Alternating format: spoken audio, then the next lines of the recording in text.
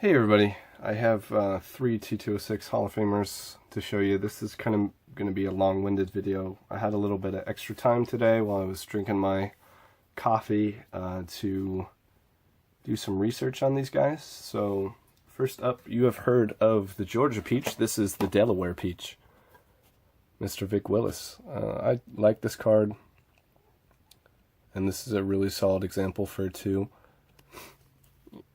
You know, obviously the corners are not great, but the centering is nice, and the color is hard to beat. So here's the back.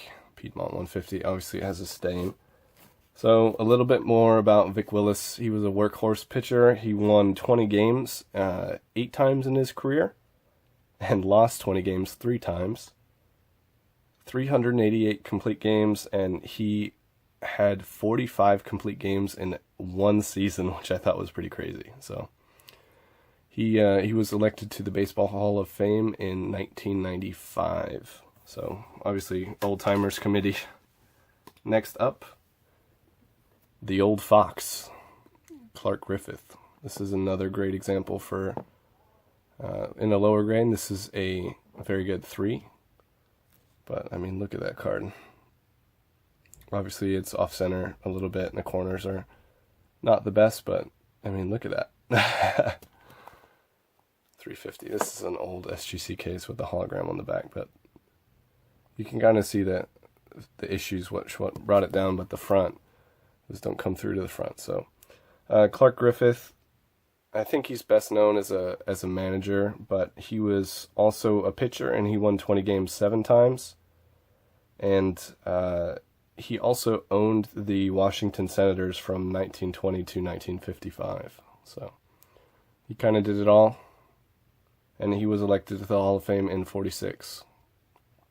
So, I've been after this card for a while, and I saw one for a killer deal on Net54, and I had to snap it up. I've been spending too much money lately, and I wasn't going to buy anything else, and I saw this, so happy I have it, since this is a really nice example of a great card in the set. And I had to cut there, but I have one more card to show, and that is the Joe Tinker portrait in a 2.5. So if I hold it this close, you can kind of see the issues on it. Obviously wrinkles and creases and everything like that. But hold it this far away, it looks like a mid-grade. But anyways, this is a pretty tough card. It's rare. I think it's about middle of the road on the scarcity list, and when you get into the 200s and Hall of Famers, the prices are going up, and the cards that you can get in low grades that have nice eye appeals are getting snatched up and being kept in people's collections. So I was happy to get this one. One more thing I'll say about this card is, with it being 150, the image is sharper. You can see on a lot of cards when they were printed in the earlier runs, the colors and just the quality overall in the image is a lot better. And this one to me is one of the ones that's most noticeable on, so I was happy to get a 150. I've passed on some 350s on this one just because I was holding out for a nice 150 print run, but that's very dry T206 talk. Anyways, a little bit more about Tinker. I think most people will be familiar with his name because of Baseball's Sad Lexicon, which is talking about the double play combination that was all 3 Hall of Famers in the Cubs infield: Joe Tinker, Johnny Evers, and Frank Chance. So Tinker, get more specifically on him, was the shortstop and was known for his smooth defense. And he was elected to the Baseball Hall of Fame in 1946. So let me know if you like hearing a little more about the players.